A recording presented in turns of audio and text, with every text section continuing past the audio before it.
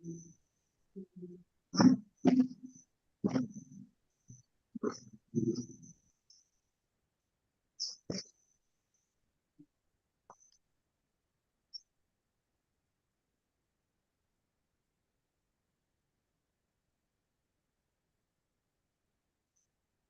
കൃഷ്ണ. ഓം നമോ ഭഗവതേ വാസുദേവായ. ഹരേ കൃഷ്ണ. ഓം നമോ ഭഗവതേ വാസുദേവായ. ഓം നമോ ഭഗവതേ വാസുദേവായ. ഓം അജ്ഞാനതിമിരാന്ധസ്യ ജ്ഞാനാഞ്ജനാശലാകയാ ചക്ഷുരുന്മീലിതം യേന തസ്മൈ ശ്രീഗുരവേ നമഃ.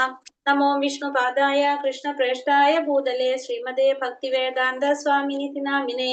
നമസ്തേ സാരസ്വതേ ദേവേ ഗൗരവാണി പ്രചാരിണേ നിർവിശേഷ ശൂന്യവാദി പാശ്ചാത്യ ദേശധാരിണേ. जय श्री कृष्ण चैतन्य प्रभु नित्यानंद श्री अद्वैत गदाधर श्रीवासादि गौर भक्त वृंद. हरे कृष्ण कृष्ण कृष्ण हरे हरे, हरे राम राम राम हरे हरे. हरे कृष्ण. ശ്രീ ശ്രീ രാധാ ഗോവിന്ദ് ടെമ്പിൾ ഇസ്കോൺ ബാംഗ്ലൂരിന്റെ ഭക്തിരസാമൃത സിന്ധു ക്ലാസ്സിലേക്ക് എല്ലാവർക്കും സ്വാഗതം. ഹരേ കൃഷ്ണ. എല്ലാവർക്കും പ്രണാമം. ഹരേ കൃഷ്ണ. ഹരേ കൃഷ്ണ മാതാജി. പ്രണാമം മാതാജി. ഹരേ കൃഷ്ണ. ഇന്നലെ പറഞ്ഞിരുന്നില്ലേ മാതാജി പുഷ്പ മാതാജിയുടെ കഴിഞ്ഞിട്ട് പറയാം മാതാജി, ക്ലാസ് കഴിഞ്ഞിട്ട് പറയാം. ഓക്കെ മാതാജി. ഒന്ന് ഓർമ്മിപ്പിക്കണം എല്ലാവരും, കാര്യം പറയാണ്ടായിരുന്നേ. അഥവാ മാതാജി അങ്ങനെ എക്സിറ്റ് ആയാൽ തന്നെ ഒന്ന് ഓർമ്മിപ്പിക്കണം കേട്ടോ ആരായാലും. ഹരേ കൃഷ്ണ.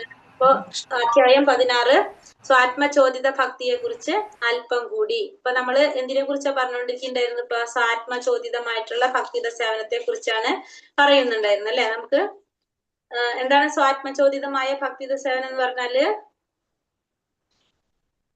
എന്താണ്? സ്വന്തം ഇഷ്ടപ്രകാരം വരുന്നതായ ഭക്തി നമുക്ക് വരുന്നത് അല്ലെ, അതാണ്. അപ്പൊ അതിനെ കുറിച്ച് അല്പം കൂടി പറയാണ് ഇവിടെ. എന്താ പറഞ്ഞത് ഇവിടെ? ബന്ധുത. കൃഷ്ണന്റെ, അതായത് ഭഗവാന്റെ ആദി രൂപത്തിന്റെ മാതാപിതാക്കളാവുക എന്ന അതീന്ദ്രിയ സങ്കല്പത്തിന്റെ ഉത്തമ മാതൃക വൃന്ദാവന വാസികളായ നന്ദമഹാരാജാവിന്റെയും യശോദ മാതാവിന്റെയും മനോഭാവത്തിൽ വ്യക്തമായി കാണാം. വാസ്തവത്തിൽ ആർക്കും ഭഗവാന്റെ അച്ഛനോ അമ്മയോ ആകാൻ സാധ്യമല്ല. എന്നാൽ ഭക്തന്റെ അതീന്ദ്രിയമായ ഈ വികാരത്തെയാണ് കൃഷ്ണനോട് അച്ഛനമ്മമാർ എന്ന നിലയ്ക്കുള്ള ബന്ധമെന്ന് പറയുന്നത്. ഇപ്പൊ ഭഗവാന്റെ കൃഷ്ണന്റെ ആദി രൂപത്തിന്റെ ആ മാതാപിതാക്കളാവുക എന്ന അതീന്ദ്രിയ സങ്കല്പത്തിന്റെ ഉത്തമ മാതൃക ബന്ധുത എന്നുള്ളത് പറയാണ് ഇവിടെ അല്ലെ. ഭഗവാന്റെ, അത് കൃഷ്ണന്റെ, ഭഗവാന്റെ ആദി രൂപത്തിന്റെ മാതാപിതാക്കൾ എന്ന അതീന്ദ്രിയ സങ്കല്പത്തിന്റെ ഉത്തമ മാതൃക വൃന്ദാവനവാസികളായിട്ടുള്ള നന്ദമഹാരാജാവിനും യശോദ മാതാവിന്റെയും മനോഭാവത്തില് വ്യക്തമായിട്ട് കാണാനായിട്ട് സാധിക്കും. ഭഗവാന്റെ മാതാപിതാക്കളായിട്ട് കാണാനായിട്ട് സാധിക്കും നമുക്ക്. ആരെ? വൃന്ദാവനവാസികളായിട്ടുള്ള നന്ദമഹാരാജാവും യശോദ മാതാവിന്റെ. വാസ്തവത്തില് നമുക്കറിയാവുന്നതാണ് ഭഗവാന്റെ അച്ഛനും അമ്മയായിട്ട് ആകാനായിട്ട് ആർക്കും സാധ്യമല്ല. പക്ഷെ ഭക്തന്റെ ഈ വികാരത്തെ കൃഷ്ണനോട് അച്ഛനമ്മമാർ എന്ന നിലയ്ക്കുള്ള ബന്ധമെന്ന് പറയുന്നത് ഇവിടെ എന്താ പറയണത്? ഭഗവാന്റെ അച്ഛനും അമ്മയാകാനായിട്ട് ശരിക്കും ആർക്കും സാധിക്കില്ല. പക്ഷെ ഒരു ഭക്തൻ ആഗ്രഹിക്കുമ്പോ ഭഗവാൻ എന്ത് ചെയ്യാണ്? അതിനുള്ള ഒരു അവസരം കൊടുക്കാണ് അല്ലെ. ശരിക്കും ഭഗവാൻ ജനിക്കുന്നത് ആരുടെ മകനായിട്ടാണ് ജനിക്കുന്നത്? ദേവകി മാതാവിന്റെ മകനായിട്ടാണ് ജനിക്കുന്നത് അല്ലെ. പക്ഷെ വളരുന്നത് ആരുടെ മകനായിട്ടാണ്? യശോദ മാതാവിന്റെ മകനായിട്ട്. കാരണം അപ്പൊ അത് എന്തുകൊണ്ടാണ്? ദേവകി മാതാവ് ആഗ്രഹിച്ചത് എന്താണ്? ഭഗവാൻ മകനായിട്ട് കിട്ടണം എന്നാണ് ആഗ്രഹിച്ചത്. അപ്പൊ അതുകൊണ്ട് ദേവകി മാതാവിന്റെ മകനായിട്ട് ഭഗവാൻ അവതരിച്ചു. പക്ഷെ യശോദ മാതാവ് ആഗ്രഹിച്ചത് എന്താണ്? ഭഗവാന്റെ ലീലാവിലാസങ്ങൾ, ഭഗവാന് എന്താ പറയാ, താലോലിക്കാൻ, അങ്ങനെ വളർത്താനായിട്ടാണ് ആരാഗ്രഹിച്ചത്? യശോദ മാതാവ് ആഗ്രഹിച്ചത്. അപ്പൊ യശോദ മാതാവിന് ആ രീതിയിലുള്ള ആഗ്രഹം നടത്തി കൊടുത്തു. ദേവകി മാതാവിന്റെ ആഗ്രഹം നടത്തി കൊടുത്തു. അപ്പൊ ഭക്തന്മാർ ആഗ്രഹിക്കുന്ന രീതിയിൽ ഭഗവാൻ എന്ത് ചെയ്തു കൊടുക്കാണ്? അവരുടെ ആഗ്രഹങ്ങൾ നിറവേറ്റി കൊടുക്കണം. അവരുടെ യോഗ്യതകൾക്കനുസരിച്ച് ചെയ്തു കൊടുക്കുകയാണ് ചെയ്യുന്നത്. അപ്പൊ ശരിക്കും ഭഗവാന്റെ അച്ഛനമ്മമാരാകാനായിട്ട് ആർക്കും സാധിക്കുന്ന കാര്യമല്ല. അപ്പൊ നമ്മൾ ഇവിടെ എന്താണ് പറഞ്ഞത്? അങ്ങനെ അച്ഛനമ്മമാർ എന്ന നിലയ്ക്കുള്ള ബന്ധം എന്ന് പറയുന്നത്, അതിനാണ് ബന്ധുത എന്നിവിടെ പറയുന്നത്. ബന്ധുത പറയുന്നത് വൃഷ്ണികളുടെയും വികാരം ഇത് തന്നെയായിരുന്നു. ളുടെയും അതായത് കൃഷ്ണന്റെ ബന്ധുക്കള് ദ്വാരകയിലുള്ള വൃഷ്ണികുലത്തിലുള്ളവര് അവരുടെ വികാരം ഇത് തന്നെയായിരുന്നു. അപ്പോൾ പുത്ര രൂപത്തിലുള്ള ബന്ധം വൃന്ദാവനത്തിലെ വൃഷ്ണി വംശത്തിൽപ്പെട്ട ദ്വാരകാവാസികളും പ്രകടമായിരുന്നു. വൃഷ്ണികളിലും വൃന്ദാവനവാസികളിലും കാണുന്ന ആത്മപ്രചോദിതമായ കൃഷ്ണപ്രേമം അവരിൽ നിത്യമായിട്ടുള്ളതാണ്. നിയാമക തത്വങ്ങൾ അനുസരിച്ചുള്ള ഭക്തി സേവനത്തിൽ ഇത്തരം സ്നേഹത്തിന്റെ ചർച്ചയ്ക്ക് പ്രസക്തിയില്ല. കാരണം ഇത്തരം സ്നേഹം പിൽക്കാലത്ത് സ്വയം വികസിച്ചു വരേണ്ട ഒന്നാണ്. അപ്പോ ഈ പറഞ്ഞ വൃഷ്ണികുലത്തിലുള്ളവരും വൃന്ദാവനവാസികളിലും കാണുന്ന ആത്മപ്രചോദിതമായിട്ടുള്ള കൃഷ്ണപ്രേമം ഇവരിലും എങ്ങനെയായിട്ടുള്ളതാണ്? അതും നിത്യമായിട്ടുള്ളതാണ്. ഇവരിൽ ആരിലും അത് എന്താ പറയാ അവര് ഉണ്ടാക്കിയെടുക്കുന്നത് എല്ലാവരിലും എങ്ങനെയാണ്? അത് നിത്യമായിട്ട് അവരിൽ ഉള്ളത് തന്നെയാണ് ഇതെല്ലാം.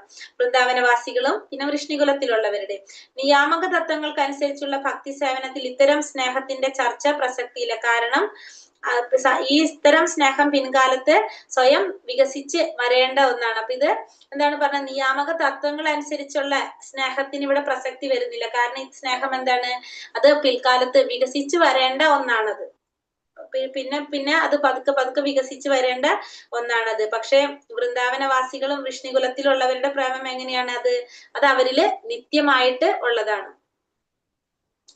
ഭഗവാന്റെ നിത്യഭക്തന്മാരായ ഇനി ആർക്കാണ് അതിനുള്ള അർഹത? സ്വാത്മചോദിതമായ ഭക്തി സേവനത്തിനുള്ള അർഹത ഭഗവാന്റെ നിത്യഭക്തന്മാരായ വൃഷ്ണികളുടെയും വൃന്ദാവനവാസികളുടെയും കാലടികളെ പിന്തുടരാൻ ആഗ്രഹിക്കുന്നവരെ രാഗാനുഗ ഭക്തന്മാരെന്ന് പറയുന്നു. കഴിഞ്ഞ അധ്യായത്തിൽ പറഞ്ഞതാണ് അല്ലെ അത്.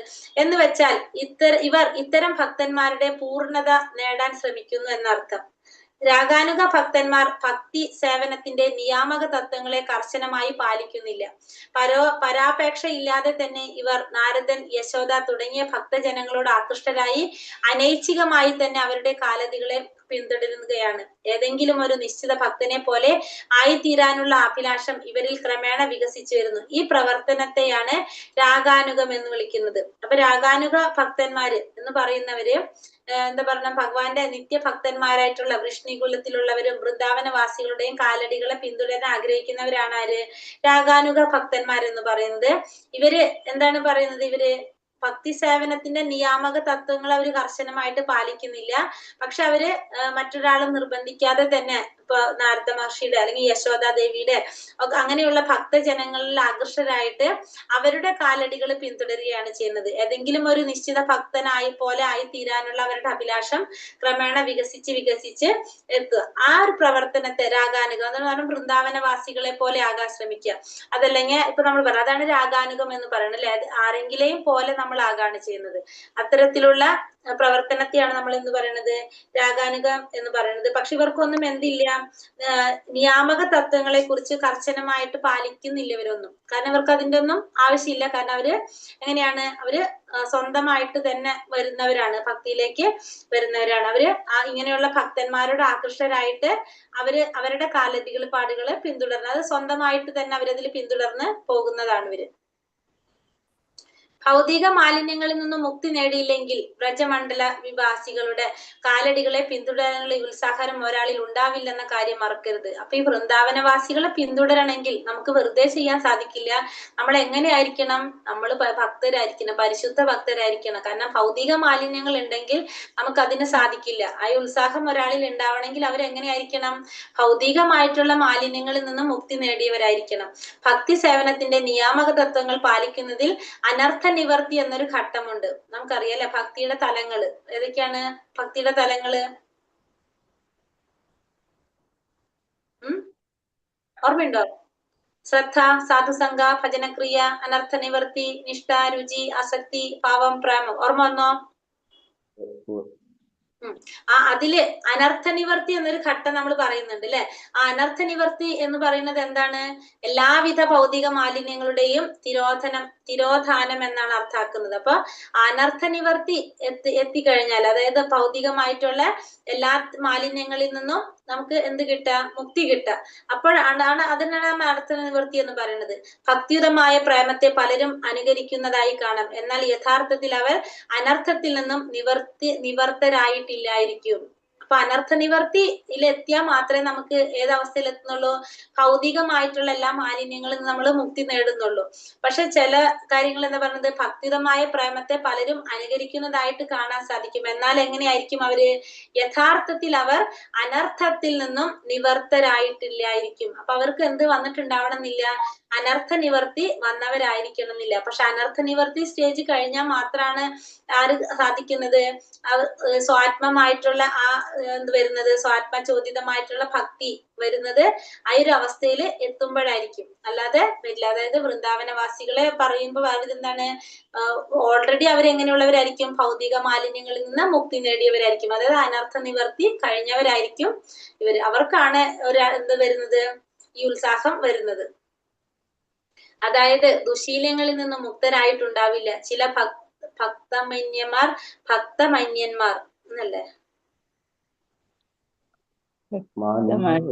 ഭക്തമാന്യന്മാർന്നായിരിക്കും ഹരികൃഷ്ണ മാതാജി ഉദ്ദേശിക്കുന്നത്. ഭക്തമന്യന്മാരെന്നായിരിക്കും അല്ലെ? ഭക്തമന്യന്മാർ തന്നെയാണ് കേട്ടോ. ചില ഭക്തമന്യന്മാർ തങ്ങൾ നന്ദനെ അനുകരിക്കുന്നു എന്ന് പറയും, അല്ലെങ്കിൽ യശോദയെയോ ഗോപികമാരെയോ അനുകരിക്കുന്നു എന്ന് അവകാശപ്പെടാം. അതേസമയം തന്നെ അവരുടെ നിന്ദ്യമായ ഭൗതിക അർപ്പണങ്ങൾ പ്രകടവുമാണ്. ഇത്തരം പ്രകടനങ്ങൾ തികച്ചും അനുകരണാത്മകമാണ്.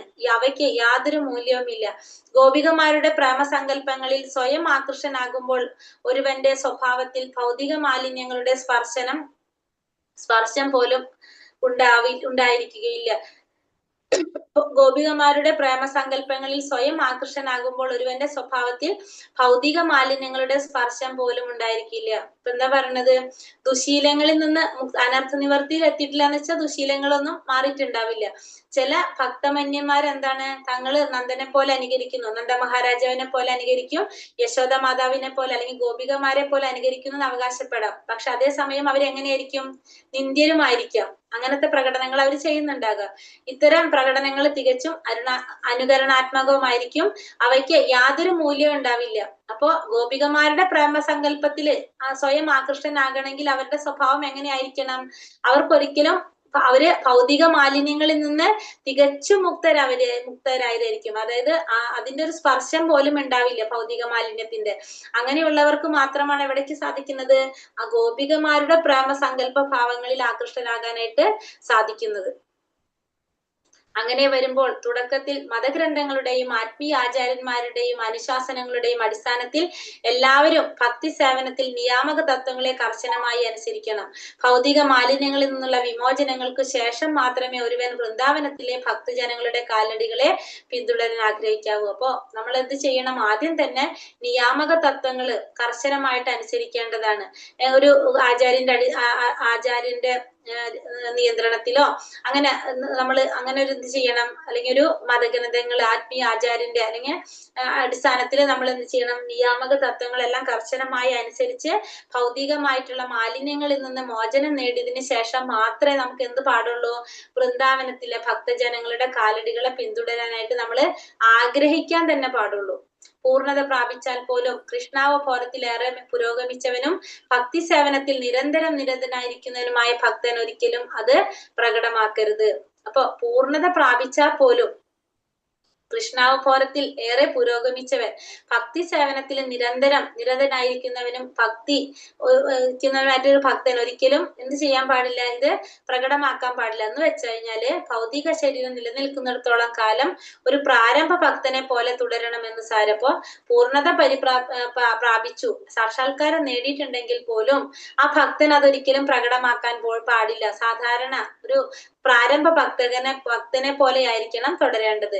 ശുദ്ധ ഭക്തൻ പോലും നിയാമക തത്വങ്ങൾക്ക് അനുസൃതമായ ഭക്തിയുടെ സേവന പ്രവർത്തികൾ തുടരണം. ഒരു ശുദ്ധ ഭക്തനായിരുന്നാലും നിയാമക തത്വങ്ങൾക്കനുസരിച്ച് പറയുന്ന രീതിയിൽ ഭക്തിയുടെ സേവനങ്ങൾ തുടരേണ്ടതാണ്. എന്നാൽ ഭഗവാനുമായി തനിക്കുള്ള ബന്ധത്തിന്റെ യഥാർത്ഥ നില ബോധ്യപ്പെടുമ്പോൾ നിയാമക തത്വങ്ങൾ പാലിക്കുന്നതോടൊപ്പം ഭഗവാനുമായി ബന്ധപ്പെട്ട ഒരാളിന്റെ നിർദ്ദേശപ്രകാരം അകമേ ചിന്തിക്കുകയും അയാളെ പിന്തുടർന്ന് സ്വന്തം അതീന്ദ്രിയ ഭാവങ്ങളെ വികസിപ്പിക്കുകയും വേണം.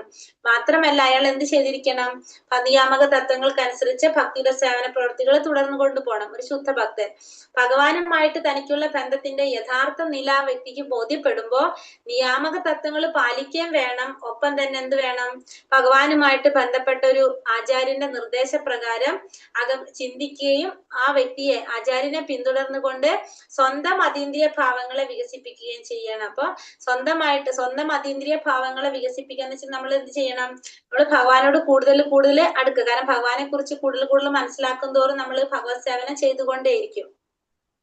നമ്മൾ എന്ത് ചെയ്യണം? നമ്മുടെ അതീന്ദ്രിയ ഭാവങ്ങളെ വികസിപ്പിക്കുകയും വേണം. ഇനി സിദ്ധപ്രണാളിയെ കുറിച്ച് ശ്രദ്ധാലുവായിരിക്കണം. സിദ്ധപ്രണാളി എന്ന് പറഞ്ഞാല് അത്രയധികം ആധികാരികത്വം ഇല്ലാത്തവരും ഭക്തിയുര സേവനത്തിൽ തനതായ മാർഗം സ്വീകരിച്ചിട്ടുള്ളവരുമായ ഒരു വിഭാഗം പിന്തുടരുന്ന പദ്ധതിയാണ് എന്ത്? സിദ്ധപ്രണാളി എന്ന് പറയുന്നത്. അപ്പൊ സിദ്ധപ്രണാളി എന്ന് വെച്ചിട്ടുണ്ടെങ്കിൽ അത്രയധികം ആധികാരികത്വം ഇല്ലാത്തതാണത്. ഭക്തിയുര സേവനത്തിൽ തനതായ മാർഗം സ്വീകരിച്ചിട്ടുള്ളതുമായിട്ടുള്ള ഒരു വിഭാഗം പിന്തുടരുന്ന പദ്ധതിയാണ് എന്ത്? സിദ്ധപ്രണാളി എന്ന് പറയുന്നത്. അപ്പൊ സിദ്ധപ്രണാളി എന്ന് പറഞ്ഞത് അത്ര ആധികാരികമായിട്ടുള്ളതല്ല. അത്ര പോലെ തന്നെ ഭക്തിയുടെ സേവനത്തിൽ തനതായ മാർഗം സ്വീകരിച്ചിട്ടുള്ളവരുമായിട്ടുള്ള ഒരു വിഭാഗം, അതാണ് സിദ്ധപ്രണാളി എന്ന് പറഞ്ഞത്. ഇക്കൂട്ടർ തങ്ങൾ ഭഗവാന്റെ ചങ്ങാതിമാരായി കഴിഞ്ഞു എന്ന് സ്വയം ഭാവിക്കുകയാണ്. അപ്പൊ ഇവരെന്താ ചിന്തിക്കുന്നത്? ഞങ്ങള് ഭഗവാന്റെ ചങ്ങാതിമാരാണെന്ന് സ്വയം ഭാവിക്കും. ബാഹ്യമായ പെരുമാറ്റം നിയാമക തത്വങ്ങൾക്ക് വിധേയമല്ല. ബാഹ്യമായിട്ടുള്ളവരുടെ പെരുമാറ്റം നിയാമക തത്വങ്ങൾ അനുസരിച്ചായിരിക്കണം എന്നില്ല. സിദ്ധപ്രണാളി എന്ന് വിളിക്കപ്പെടുന്ന ഈ പ്രക്രിയ പിന്തുടരുന്നത് പ്രാകൃത സഹജിയ എന്നറിയപ്പെടുന്ന ഒരു തരം കപട വൈഷ്ണവരാണ്. അപ്പൊ ഇതാരാണ് ഇത് പ്രകടിപ്പാക്കുന്നത്? ആരാണ്? പ്രാകൃത സഹജിയാസ് എന്നറിയപ്പെടുന്ന കപട വൈഷ്ണവരിൽ തന്നെ എന്തുണ്ട്?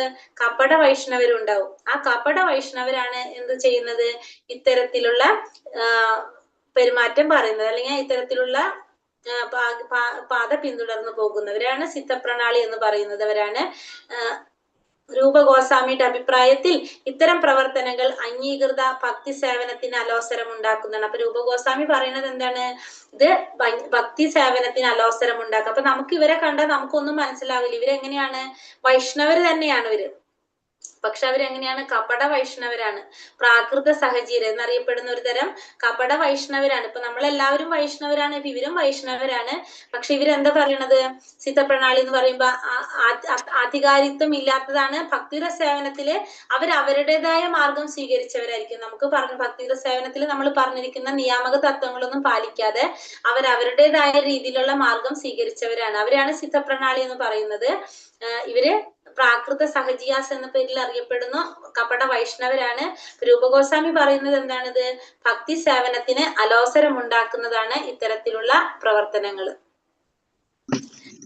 ഇനി ദാമ്പത്യ പ്രേമം. വൃന്ദാവനത്തിലെ ഗോപികമാരുടെ ദ്വാരകയിലെ റാണിമാരുടെയോ കാലടികളെ പിന്തുടരുന്ന ഭക്തി സേവനത്തിന് ദാമ്പത്യ പ്രേമം എന്ന് പറയും. ദ്വാരകയിലെ റാണിമാരുടെ അല്ലെങ്കിൽ ഗോപികമാരുടെ കാലടികളെ പിന്തുടരുന്ന ഭക്തി സേവനത്തിനാണ് ദാമ്പത്യ പ്രേമം എന്ന് പറയുന്നത്. ഇതിനെ രണ്ടായി തരംതിരിക്കാം. ഒന്ന് പ്രത്യക്ഷമായിട്ടുള്ളത്, രണ്ട് പരോക്ഷമായിട്ടുള്ളത്. രണ്ടിലും ഗോലോക വൃന്ദാവനത്തിൽ ഏതെങ്കിലും ഒരു ഗോപിക ഏർപ്പെട്ടിരിക്കുന്ന സേവന മാതൃക പിന്തുടരേണ്ടതുണ്ട്. ഭഗവാനുമായി പ്രത്യക്ഷത്തിൽ തന്നെ ദാമ്പത്യ ബന്ധത്തിൽ ഏർപ്പെടുന്നതിനെ സാങ്കേതികമായി പറയുന്ന പേരാണ് കേളി. എന്നാൽ ഇതിനാഗ്രഹിക്കാത്തവരും അതേസമയം ഭഗവാനും ഗോപികമാരും തമ്മിലുള്ള സംയോഗ പ്രേമം ആസ്വദിക്കുന്നവരുമായ ഭക്തന്മാരുണ്ട്. അവർക്ക് ഭഗവാനും ഗോപികമാരും തമ്മിൽ ബന്ധപ്പെട്ട പ്രവർത്തനങ്ങളെ കുറിച്ച് കേൾക്കുന്നത് തന്നെ ആഹ്ലാദകരമാണ്. അപ്പൊ ഇവിടെ എന്താ പറയുന്നത്? വൃന്ദാവനത്തിലെ ഗോപികമാരുടെയോ ദ്വാരകയിലെ റാണിമാരുടെയോ കാലടികളെ പിന്തുടരുന്ന ഭക്തി സേവനത്തിനാണ് എന്ത് പറയുന്നത്? ദാമ്പത്യ പ്രേമം എന്ന് പറയുന്നത്. ഇതിനെ രണ്ടായിട്ട് പറയാം, ഒന്ന് പ്രത്യക്ഷം, ഒന്ന് പരോക്ഷം. ഗോലോക വൃന്ദാവനത്തിൽ ഏതെങ്കിലും ഒരു ഗോപിക ഏർപ്പെട്ടിരിക്കുന്ന സേവന മാതൃക പിന്തുടരേണ്ടതാണ്. ഇപ്പൊ ഗോലോക വൃന്ദാവനത്തിൽ ഏതെങ്കിലും ഒരു ഗോപിക ഏർപ്പെട്ടിരിക്കുന്ന സേവന മാതൃക പിന്തുടരേണ്ടതുണ്ട്. ഭഗവാനുമായിട്ട് പ്രത്യക്ഷത്തിൽ തന്നെ ദാമ്പത്യ ബന്ധത്തിൽ ഏർപ്പെടുന്നതിനാണ് സാങ്കേതികമായി പറയുന്ന പേരാണ് കേളി. എന്നാൽ ഇതിനാഗ്രഹിക്കാത്തവരും അതേസമയം ഭഗവാനും ഗോപികമാരും തമ്മിലുള്ള സംയോഗ പ്രേമം ആസ്വദിക്കുന്നവരുമായിട്ടുള്ള ഭക്തന്മാരുണ്ട്. അവർക്ക് ഭഗവാനും ഗോപികമാരും തമ്മിൽ ബന്ധപ്പെട്ട പ്രവർത്തനങ്ങളെ കുറിച്ച് കേൾക്കുന്നത് തന്നെ ആഹ്ലാദകരം. അപ്പൊ ഭഗവാനുമായിട്ട് പ്രത്യക്ഷത്തില് ബന്ധം വയ്ക്കുക, അതാണ് ഇവിടെ എന്ത് പറയണത്?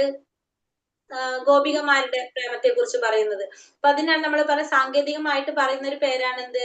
കേളി എന്ന് പറയുന്നത്. പിന്നെ അതുപോലെ തന്നെ ഭഗവാനും ഗോപികമാരും തമ്മിൽ ബന്ധപ്പെട്ട പ്രവർത്തനങ്ങളെ കുറിച്ച് കേൾക്കുന്നത് പോലും എന്താണ്, ആഹ്ലാദം നിറഞ്ഞതാണ്. കാരണം ഗോപികമാരുടെ പ്രേമം എന്ന് പറഞ്ഞാൽ ഏറ്റവും ടോപ്പിൽ നിൽക്കുന്നതാണ് അല്ലെ. ഭക്തിര സേവനത്തിന്റെ നിയാമക തത്വങ്ങൾ അനുസരിച്ച് പ്രവർത്തിക്കുന്നവർക്ക് മാത്രമേ സംയോഗ പ്രേമം വളർത്താനായിട്ട് സാധിക്കുള്ളൂ. വിശേഷിച്ചും ക്ഷേത്രങ്ങളിൽ രാധയുടെയും കൃഷ്ണന്റെയും ആരാധനയിലൂടെ ഇങ്ങനെയുള്ള ഭക്തന്മാർക്ക് ക്രമേണ പ്രതിഷ്ഠാമൂർത്തിയോട് സ്വാത്മചോദിതമായ പ്രേമം വളരും. ഭഗവാനും ഗോപികമാരുമായുള്ള പ്രേമത്തെ കുറിച്ച് കേട്ടറിഞ്ഞ് ഈ വക ലീലാവിലാസങ്ങളിൽ അവർ ആകൃഷ്ടരായി തീരും. തുടർന്ന് പരാപേക്ഷ ഇല്ലാത്ത ആകർഷണം വളരെയധികം വികസിച്ച് മുകളിൽ പറഞ്ഞ പ്രത്യക്ഷമോ പരോക്ഷമായ സംയോഗ പ്രേമത്തിൽ എത്തിച്ചേരുകയും ചെയ്യുന്നു. ഇപ്പോ ഈ ഭക്തിയുടെ സേവനത്തിന്റെ നിയാമക തത്വങ്ങൾ അനുസരിച്ച് പ്രവർത്തിക്കുന്നവർക്ക് മാത്രം എന്താണ് എന്ത് വളരുന്നുള്ളൂ, ഈ സംയോഗ പ്രേമം വളരുന്നുള്ളൂ. വിശേഷിച്ചും ക്ഷേത്രങ്ങളിൽ രാധയുടെയും കൃഷ്ണന്റെയും ആരാധനയിലൂടെ ഇങ്ങനെയുള്ള ഭക്തന്മാർക്ക് ക്രമേണ പ്രതിഷ്ഠാമൂർത്തിയോട് സ്വാത്മചോദിതമായിട്ടുള്ള പ്രേമം വളരും. അപ്പൊ നമ്മള് ഇപ്പൊ രാധാകൃഷ്ണന്മാരുടെ വിഗ്രഹം നമ്മൾ എന്നും ഭഗവാനെ ആരാധിക്കുകയാണ്, ഭഗവാന് സേവ ചെയ്തുകൊണ്ടിരിക്കുകയാണെങ്കിൽ നമുക്ക് സ്വാഭാവികമായിട്ടും നമുക്ക് എന്ത് വരാണ്, അവരോട് ആ ഒരു പ്രേമം, സാത്മചോദിതമായിട്ടുള്ള പ്രേമം നമുക്ക് വരും. ഭഗവാനും ഗോപികമാരുമായിട്ടുള്ള പ്രേമത്തെ കുറിച്ച് കേട്ടറിഞ്ഞ് ഈ വക ലീലാവിലാസങ്ങളിൽ അവർ ആകൃഷ്ടരായി തീരും. അപ്പൊ ഭഗവാനും ഗോപികമാരും തമ്മിലുള്ള ലീലകളെ കുറിച്ചൊക്കെ ഇതൊക്കെ കേട്ട് മനസ്സിലാക്കി കഴിഞ്ഞ് വരുമ്പോ സ്വാഭാവികമായിട്ട് നമുക്ക് അതിനോടൊരു ആകർഷണം നമുക്ക് വരും. തുടർന്ന് പരാപേക്ഷ ഇല്ലാത്ത ആകർഷണം വളരെയധികം വികസിച്ച് അത് നമുക്ക് ഉള്ളിൽ നിന്ന് വരുന്നതാണ്, സ്വാത്മചോദിതമായിട്ട് വരുന്നതാണ്. അത് വികസിച്ച് മുകളിൽ പറഞ്ഞ പ്രത്യക്ഷമോ പരോക്ഷമായ സംയോഗ പ്രേമത്തിലേക്ക് എത്തിച്ചേരുകയും ചെയ്യും. അപ്പൊ അത് പതുക്കെ വളർന്ന് നമുക്ക് എന്തായിട്ട് മാറത്, ആ സംയോഗ പ്രേമത്തിലേക്ക്, പ്രത്യക്ഷമായിട്ടോ പരോക്ഷമായിട്ടുള്ള പ്രേമത്തിലേക്ക് വളർന്നു വരികയാണ് ചെയ്യുന്നത്. ഈ പറഞ്ഞ സംയോഗ പ്രേമം സ്ത്രീകളിൽ മാത്രമല്ല കാണുന്നത്, ആത്മീയ പ്രേമത്തിൽ ഭൗതിക ശരീരത്തിന് യാതൊരു പങ്കുമില്ല. ഇത് സ്ത്രീകളിൽ മാത്രമല്ല കാണുന്നത്, എന്താണ്, ആത്മീയ പ്രേമത്തില് ശരീരത്തിന് യാതൊരു പങ്കുമില്ല, ഭൗതിക ശരീരത്തിന് യാതൊരു പങ്കുമില്ല. കൃഷ്ണന്റെ ചങ്ങാതിയാകാനുള്ള മനോഭാവം സ്ത്രീകളിൽ വളർന്നു വരാം. അതേപോലെ വൃന്ദാവനത്തിലെ ഗോപികയുടെ ലക്ഷണങ്ങൾ പുരുഷനിൽ വളർന്നു വരികയും ചെയ്യാം. ഭക്തനായ പുരുഷൻ വൃന്ദാവനത്തിലെ ഗോപിയുടെ ഭാവം തന്നിൽ വളരാൻ കൊതിക്കുന്നത് എങ്ങനെയെന്ന് പത്മപുരാണത്തിൽ പറയുന്നുണ്ട്. അപ്പൊ ഇത് ശരീരം കൊണ്ടല്ല നമ്മൾ ഈ പറയുന്നത്, ഇതൊക്കെ എന്താണ് പറയുന്നത്, ഇതൊക്കെ അതീന്ദ്രിയമായ ഭാവത്തിലുള്ളതാണ് ഇതൊക്കെ. അപ്പൊ അത് സ്ത്രീകളിൽ മാത്രമല്ല ഇത് വരുന്നത്, എന്താണ് പറയുന്നത്, പുരുഷന്മാരിലും എല്ലാവരിലും ഇത് വളർന്നു വരുന്നതാണ്. ഇപ്പൊ ഇതിനെ കുറിച്ച് എന്തിൽ പറയുന്നുണ്ട്, പത്മപുരാണത്തില് പറയുന്നുണ്ട്. ഇനി ദണ്ഡകാരണ്യത്തിലെ മഹർഷിമാര്, ദണ്ഡകാരണ്യത്തിലെ മഹർഷിമാരുടെ കാര്യം. പണ്ട് കാലത്ത് ദണ്ഡകാരണ്യത്തിൽ അനേകം സന്യാസിമാരുണ്ടായിരുന്നു. 14 വർഷത്തെ കാനനവാസം പിതാവ് വിധിച്ചതനുസരിച്ച് ശ്രീരാമൻ വസിച്ചിരുന്ന വനപ്രദേശത്തിന്റെ പേരാണ് ദണ്ഡകാരണ്യം. ശ്രീരാമന്റെ സൗന്ദര്യത്തിൽ ആകർഷനായി അദ്ദേഹത്തെ ആലിംഗനം ചെയ്യുന്നതിന് സ്ത്രീയായി തീരാൻ കൊതിച്ച അനേകം മഹർഷിമാർ അവിടെ ഉണ്ടായിരുന്നു. പിൽക്കാലത്ത് കൃഷ്ണൻ വൃന്ദാവനത്തിലെത്തിയപ്പോൾ ഗോപികമാരായി ജനിച്ച് ഈ മഹർഷിമാരും അവിടെ എത്തി. ഈ രീതിയിൽ അവർ ആത്മീയ ജീവിതത്തിന്റെ പൂർണ്ണത നേടുകയും ചെയ്തു. അപ്പൊ ഈ ദണ്ഡകാരണ്യത്തിലെ മഹർഷിമാരുടെ കഥ പറയാണ്. ഈ ദണ്ഡകാരണ്യത്തിലെ മഹർഷിമാര്, അവിടെ അനേക സന്യാസിമാരുണ്ടായിരുന്നു. അപ്പൊ ഭഗവാൻ ശ്രീരാമനായിട്ട് അവതരിച്ച സമയത്ത് 14 വർഷത്തെ കാനനവാസം വന്ന സമയത്ത് പിതാവ് അതിനെ വിധിച്ചപ്പോ ശ്രീരാമൻ ആ ശ്രീരാമൻ വസിച്ചിരുന്ന വനത്തിന്റെ പേരാണെന്ത്, ദണ്ഡകാരണ്യം എന്ന്. അപ്പൊ ശ്രീരാമന്റെ സൗന്ദര്യത്തിൽ ആകൃഷ്ടരായിട്ട് അദ്ദേഹത്തെ ആലിംഗനം ചെയ്യുന്നതിന് സ്ത്രീ ആകാൻ കൊതിച്ച അനേകം മഹർഷിമാർ അവിടെ ഉണ്ടായിരുന്നു. പക്ഷെ ഭഗവാൻ അറിയാതെ, ശ്രീരാമസ്വാമി ഏകപത്നി വ്രതക്കാരനായിരുന്നു, അതേപോലെ തന്നെ മര്യാദാ പുരുഷോത്തമനായിരുന്നു. അപ്പൊ അദ്ദേഹം ആ സമയത്ത് അവർക്ക് കൊടുത്തത് എന്തായിരുന്നു, വരമായിരുന്നു. ഭഗവാൻ സ്വയം കൃഷ്ണനായിട്ട് വരുമ്പോ അവർക്ക് എന്താണ്, ഗോപികമാരാകാനുള്ളൊരു വരം അവർക്ക് കിട്ടിയിട്ടുണ്ടായിരുന്നു. അങ്ങനെയാണ് ആ ഋഷിമാരെല്ലാവരും ആ വൃന്ദാവനത്തില് ഗോപികമാരായിട്ട് ജനിച്ച് ഭഗവാന്റെ രാസലീലയിൽ ഏർപ്പെട്ടിരുന്നപ്പോ ഈ ഗോപികമാരാണ് രാസലീലയിൽ ഏർപ്പെട്ടിരുന്നത്. ഈ രീതിയിൽ അവർ ആത്മീയ ജീവിതത്തിന്റെ പൂർണ്ണത നേടാനായിട്ട് അവർക്ക് സാധിച്ചു. ദണ്ഡകാരണ്യത്തിലെ മഹർഷിമാരുടെ കഥ ഇങ്ങനെ വ്യാഖ്യാനിക്കാം. ശ്രീരാമൻ ദണ്ഡകാരണ്യത്തിൽ വസിക്കുന്ന കാലത്ത് അദ്ദേഹത്തിന്റെ ഭക്തിയുടെ സേവനത്തിൽ ഏർപ്പെട്ടിരിക്കുന്ന ഋഷിമാർ അദ്ദേഹത്തിന്റെ സൗന്ദര്യത്തിൽ ആകർഷനാവുകയും കൃഷ്ണനുമായി സംയോഗ ബന്ധസുഖം അനുഭവിച്ചിരുന്ന വൃന്ദാവനത്തിലെ ഗോപികമാരെ കുറിച്ച് ഓർക്കുകയും ചെയ്തു. ദണ്ഡകാരണ്യത്തിലെ മഹർഷിമാർ കൃഷ്ണനും ശ്രീരാമനും ഭഗവാൻ തന്നെയാണെന്ന് അറിഞ്ഞുകൊണ്ട് തന്നെ ഗോപികളെ പോലെ സംയോഗ ബന്ധം അവര് ആഗ്രഹിച്ചു. ഇപ്പൊ നമ്മളിപ്പോ പറഞ്ഞത് ശ്രീരാമന് മാതൃകാ രാജാവ് എന്ന നിലയ്ക്ക് ഒന്നിൽ കൂടുതൽ ഭാര്യമാരെ സ്വീകരിക്കാനാവില്ലെന്നും എല്ലാവിധത്തിലും ഭഗവാനായ ശ്രീകൃഷ്ണന് മാത്രമേ വൃന്ദാവനത്തിൽ തങ്ങളുടെ ആഗ്രഹം സാധിച്ചു തരാനാകൂ എന്നും അവർക്കറിയാമായിരുന്നു. ശ്രീകൃഷ്ണന്റെ രൂപം ശ്രീരാമന്റേതിനേക്കാൾ ആകർഷകമാണെന്നും അവർ മനസ്സിലാക്കി. അതുകൊണ്ട് പിന്നത്തെ ജന്മങ്ങൾ ശ്രീകൃഷ്ണനുമായി ബന്ധപ്പെടുന്നതിന് ഗോപികമാരായി തീരാൻ അനുഗ്രഹിക്കണമെന്ന് അവർ പ്രാർത്ഥിക്കുകയും ചെയ്തു. ശ്രീരാമചന്ദ്രൻ മൗനം പാലിച്ചു. ഈ മൗനത്തിന്റെ അർത്ഥം മഹർഷിമാരുടെ അപേക്ഷ അദ്ദേഹം കൈക്കൊണ്ടു എന്നായിരുന്നു. അങ്ങനെ അവർക്ക് അതിനുള്ള അവസരം കിട്ടുകയാണ് ചെയ്യുന്നത്. അങ്ങനെ അവരുടെ പിൽക്കാല ജന്മത്തിൽ കൃഷ്ണനുമായി സമ്പർക്കം പുലർത്താൻ ശ്രീരാമന്റെ അനുഗ്രഹം ലഭിച്ചു. ഈ അനുഗ്രഹത്തിന്റെ ഫലമായി അവരൊക്കെ ഗോകുലത്തിലെ ഗോപികമാരുടെ ഗർഭത്തിൽ ജന്മമെടുത്തു.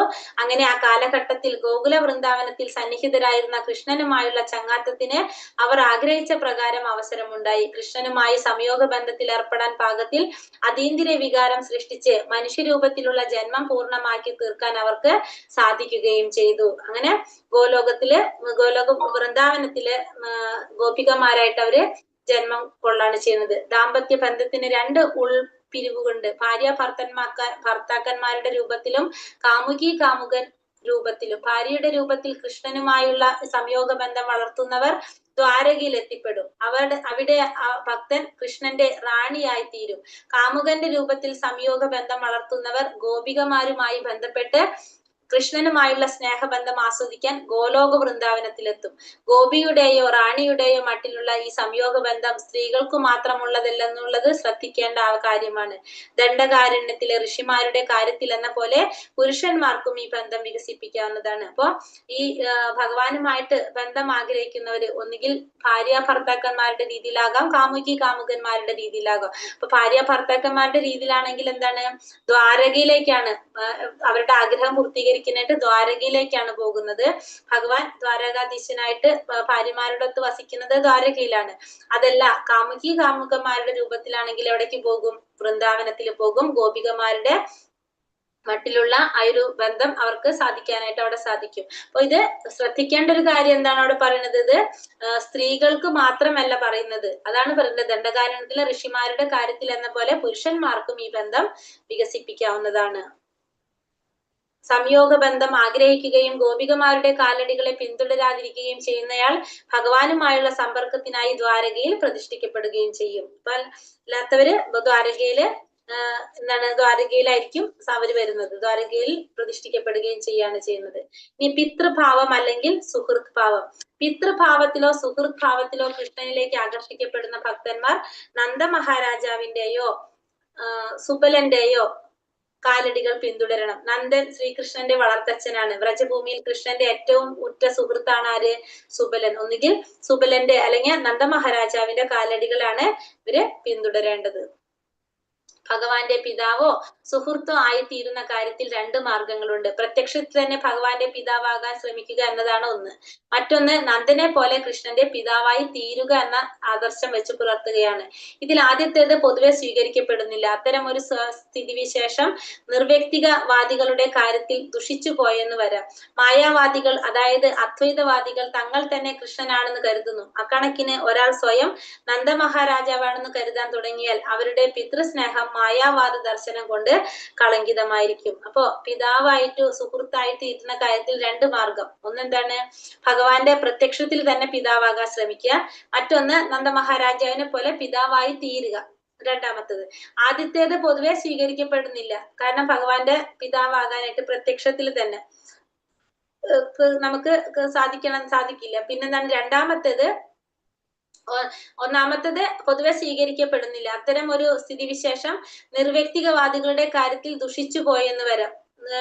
ആദ്യത്തേത് അത്തരം ഒരു സ്ഥിതിവിശേഷം ഭഗവാൻ ഒരു വ്യക്തിയല്ല എന്ന് ചിന്തിക്കുന്നവരുടെ കാര്യത്തിൽ അത് ദുഷിച്ചു പോകാം. മായാവാദികൾ, അതായത് അദ്വൈതവാദികൾ തങ്ങൾ തന്നെ കൃഷ്ണനാണെന്ന് കരുതുന്നു. മായാവാദികൾ എങ്ങനെ കരുതുന്നത്? തങ്ങളാണ് കൃഷ്ണൻ. അക്കണക്കിന് ഒരാൾ സ്വയം നന്ദ മഹാരാജാവാണെന്ന് കരുതാൻ തുടങ്ങിയാൽ അവരുടെ പിതൃസ്നേഹം മായാവാദ ദർശനം കൊണ്ട് കളങ്കിതമായി തീരും. അപ്പൊ അങ്ങനെ എന്ത് സംഭവിക്കുകയാണ്? അവരുടെ മായാവാദ ദർശനം കൊണ്ട് അവരുടെ ആ ഒരു സ്നേഹം കളങ്കിതമാകാണ് ചെയ്യുന്നത്. പാണ്ഡവരുടെ രാജ്യത്തിന്റെ തലസ്ഥാനമായ ഹസ്തിനപുരത്തിൽ കൃഷ്ണനെ സ്വന്തം മകനായി കാണാൻ ആഗ്രഹിച്ച ഒരാളുടെ കഥ സ്കന്ദപുരാണത്തിലുണ്ട്. അപ്പൊ പാണ്ഡവരുടെ രാജ്യത്തിന്റെ തലസ്ഥാനമായിട്ടുള്ള ഹസ്തിനപുരത്തില് ഭഗവാനെ സ്വന്തം പുത്രനായിട്ട് കാണാൻ ആഗ്രഹിച്ച ഒരാളുടെ കഥ സ്കന്ദപുരാണത്തിൽ പറയുന്നുണ്ട്. നാരദന്റെ ഉപദേശം അനുസരിച്ച് അയാൾ നന്ദന്റെ കാലടികൾ പിന്തുടരുന്നതിന്റെ ഫലമായിട്ട് അയാൾ അതില് വിജയിക്കുകയും ചെയ്തു. അപ്പൊ അതില് വിജയിക്കുകയും ചെയ്തത് ആരാണെന്ന് ഞാൻ മറന്നുപോയല്ലോ.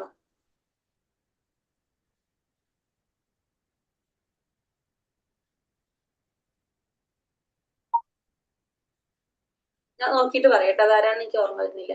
അപ്പൊ ഇവിടെ നിന്ന് കാലടികൾ പിന്തുടരുന്നതിന്റെ ഫലമായിട്ട് അയാൾ അതില് വിജയിക്കുകയും ചെയ്തു. ഇനി അടുത്തത് പുഷ്ടിമാർഗം. പുഷ്ടി എന്ന് പറഞ്ഞാല് ഭഗവാന്റെ സുഹൃത്ത്, പിതാവ്, ഭർത്താവ്, അഭ്യുതകാംക്ഷി എന്നീ നിലകളിൽ ഏതെങ്കിലും ഒന്നായി സദാ ചിന്തിക്കുന്നവർ എല്ലാവർക്കും ആരാധ്യനായി തീരുന്നുവെന്ന് നാരായണ വ്യൂഹസ്തവത്തിൽ പ്രസ്താവമുണ്ട്.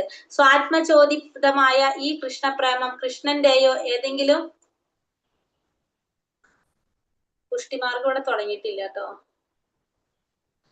ഇവിടെ ഇത് മറ്റേന്റെ കണ്ടിന്യൂഷൻ. ഭഗവാനെ സുഹൃത്ത്, പിതാവ്, ഭർത്താവ്, അഭ്യുതകാംക്ഷി എന്നീ നിലകളിൽ ഏതെങ്കിലും ഒന്നായി സദാ ചിന്തിക്കുന്നവർ എല്ലാവർക്കും ആരാധ്യനായി തീരുമെന്ന് നാരായണ വ്യൂഹസ്തവത്തിൽ പ്രസ്താവമുണ്ട്. അപ്പൊ ഭഗവാനെ നമ്മൾ ഏത് നിലയിലാണോ ചിന്തിക്കുന്നത് ആ രീതിയിൽ എല്ലാവർക്കും ഭഗവാൻ ആരാധ്യനായി തീരുന്നുള്ളത് നാരായണ വ്യൂഹസ്തവത്തിൽ പ്രസ്താവിക്കുന്നുണ്ട്. സ്വാത്മചോദിതമായ ഈ കൃഷ്ണപ്രേമം കൃഷ്ണന്റെയോ ഏതെങ്കിലും കൃഷ്ണഭക്തന്റെയോ സവിശേഷ കാരുണ്യം ഉണ്ടായാൽ മാത്രമേ വികസിക്കുള്ളൂ. അപ്പൊ ഇത് നമുക്ക് ഉണ്ടാവണമെങ്കിൽ എന്ത് വേണം?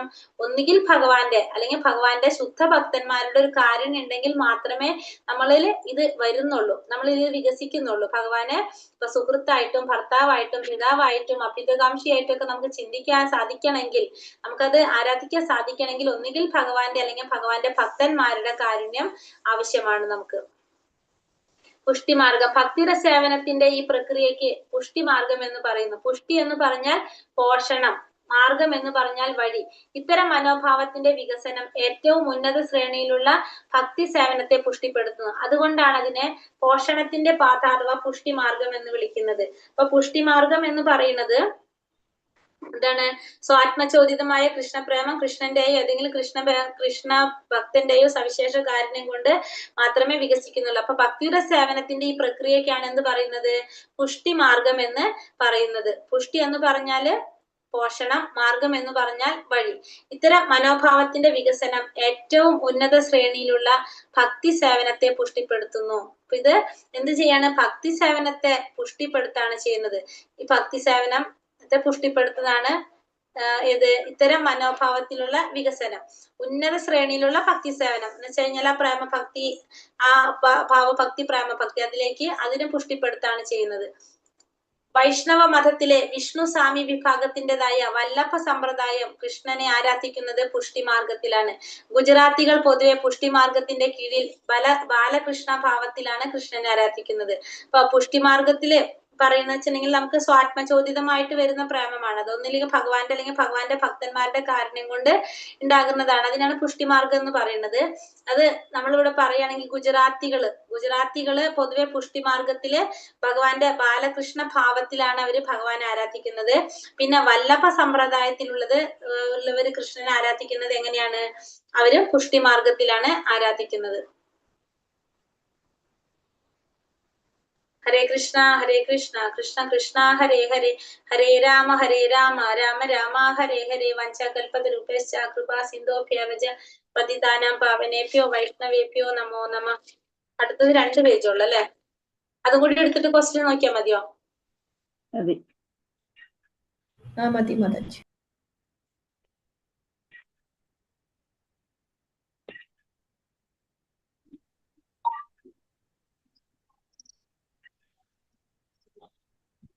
ഈ ഹർഷോന്മത്തമായിട്ടുള്ള പ്രേമം. ഹർഷോന്മത്തമായ പ്രേമം എന്ന് പറയുന്നത് ക്രമീകൃതമായ ഭക്തിയുടെ സേവനം നടത്തുന്നതിലൂടെ ഒരാൾ ഭൗതിക ഗുണത്തിന് അതീതമായ അതീന്ദ്രിയ ഘട്ടത്തിലേക്ക് ഉയർത്തപ്പെടുന്നു. ആ അവസരത്തിൽ അയാളുടെ ഹൃദയം സൂര്യകോടി പ്രഭമായിരിക്കും. ലോകങ്ങൾക്കെല്ലാം ഉപരിയാണ് സൂര്യന്റെ നില. അതിനാൽ ഏതെങ്കിലും തരത്തിലുള്ള മേഘത്തിന് അതിനെ മൂടാൻ സാധ്യമല്ല. അതുപോലെ ഭക്തൻ സൂര്യന് തുല്യം പവിത്രീകരിക്കപ്പെടുമ്പോൾ അയാളുടെ ഹൃദയത്തിൽ നിന്ന് ഹർഷോന്മത്തമായ പ്രേമത്തിന്റെ പ്രസരണം ഉണ്ടാകും. അപ്പോ ഹർഷോന്മത്തമായ പ്രേമം എന്ന് പറഞ്ഞ എന്താണ്? ഒരു ഭക്തൻ സൂര്യന് തുല്യം പവിത്രീകരിക്കപ്പെടുക, അതായത് ആ ഏറ്റവും നല്ലൊരു രീതിയിൽ നിൽക്കുക. അതാണ് ഹർഷോന്മത്തമായിട്ടുള്ള പ്രേമം എന്ന് പറയുന്നത്. അതായത് നമ്മൾ എന്ന് പറഞ്ഞത് അതീന്ദ്രിയമായ ഘട്ടത്തിലേക്ക് ഉയരാം. ആ ഒരു അവസ്ഥയാണ് ഹർഷോന്മത്തമായിട്ടുള്ള പ്രേമം എന്ന് പറയുന്നത്. അപ്പൊ അതിലേക്ക് ഉയരുമ്പോ ഭൗതിക ഗുണത്തിന് അതീതമായ അതീന്ദ്രിയ ഘട്ടത്തിലേക്ക് ഉയർപ്പെടുക, അതായത് സത്വരജോ തമോ ഗുണങ്ങൾക്ക് അപ്പുറത്തുള്ള ആ വിശുദ്ധ സത്വത്തിലേക്ക് ഉയർന്നപ്പെടുന്ന ആ അവസരത്തിൽ അയാളുടെ ഹൃദയം എങ്ങനെയായിരിക്കും? സൂര്യകോടി പ്രഭ ഉണ്ടായിരിക്കും. ലോകങ്ങൾക്കെല്ലാം ഉപരിയാണ് സൂര്യന്റെ നില. അതുകൊണ്ട് തന്നെ മേഘത്തിന് അതിനെ മൂടാനായിട്ട് സാധിക്കില്ല.